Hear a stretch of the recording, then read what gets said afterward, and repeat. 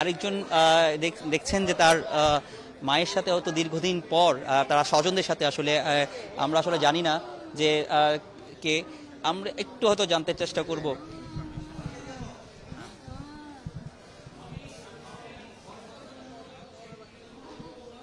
দর্শক, আপনারা দেখতে পাচ্ছেন যে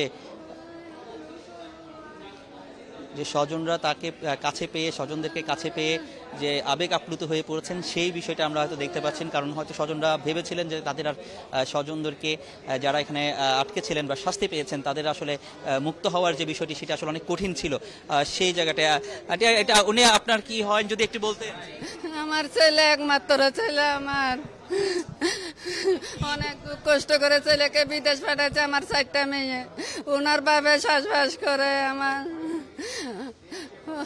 আমি উপদেষ্টা মন্ত্রীর কাছে অনুমোদন আবেদন, আমার ছেলে ছাড়া পেয়েছে, আমার ছেলেকে আবার যাবার জন্য সুযোগ দেন, না হয় একটা চাকরি, ভালো একটা চাকরি দিলে আমি খুশি হব।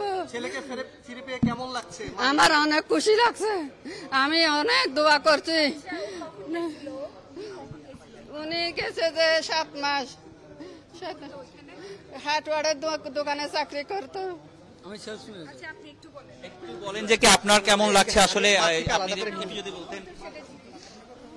আমি হচ্ছে একজন সেলস ম্যানেজার। কেমন লাগছে আসলে দেশে ফিরে? এখন আলহামদুলিল্লাহ অনেক ভালো লাগতেছে, দেশে আসতে পারছি। আমি গেছিলাম যে 2021 সালে। তো আমি এখানে প্রথমে একটা ইলেকট্রনিক কোম্পানিতে কাজ করতাম, ইলেকট্রনিক সুইচগারে। তো পরবর্তীতে আমি ভিসা চেঞ্জ করছি, আমি এখন বর্তমানে সেলস ম্যানেজার হিসেবে কাজ করি। আচ্ছা, ওইখানে যে কয়দিন তোমরা এখানে আপনারা আটক হয়েছিলেন, সেই সময় আপনাদের আসলে কেমন লেগেছিল, যে কি রকম একটা অবস্থায় পড়েছিলেন আপনারা? এখানে তো অনেক তো খারাপ লাগছে, একটা জেলের মধ্যে, বন্ধ করার মধ্যে। ভাবছিলাম কিন্তু দেরি হবে, এটা ভাবছিলাম যে। আপনারা কখন খবর পেলেন যে আপনাদেরকে মুক্ত করা হচ্ছে? আমরা 3 তারিখ। ভালো লাগছে।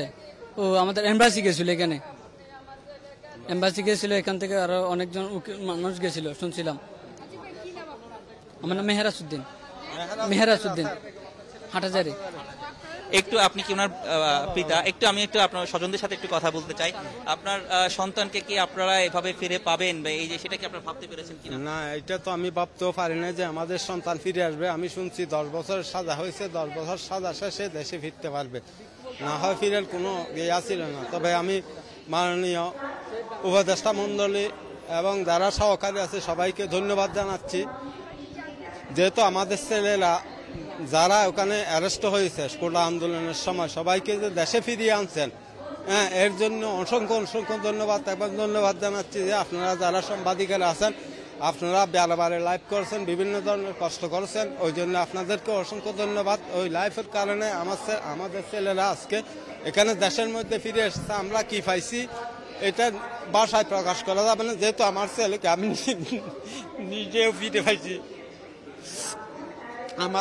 আমার উপদেষ্টা মন্ডলীর কাছে আমার একটা আকুল আবেদন, যারা বৈষম্য বিরোধী আন্দোলনে সাথে শরিক হয়ে একত্রতা প্রকাশ করে যারা অ্যারেস্ট হয়েছে, এদেরকে হয়তো এখানে পুনর্বাসন করুক, না হয় ওখানে যেন যাওয়ার ব্যবস্থা করবে। আমার ছেলে 7 মাস ধরে একটা টাকাও এখানে দেয় নাই। কি জন্য? এখানে কোনো একটা ব্যবসা বাণিজ্য করবে, টাকাগুলো মালিকের কাছে রয়ে গেছে, কিন্তু এক কাপড়ে আবার দেশের মধ্যে ফিরে আসছে। আমি একজন কৃষক, আমি কৃষি কাজ করি।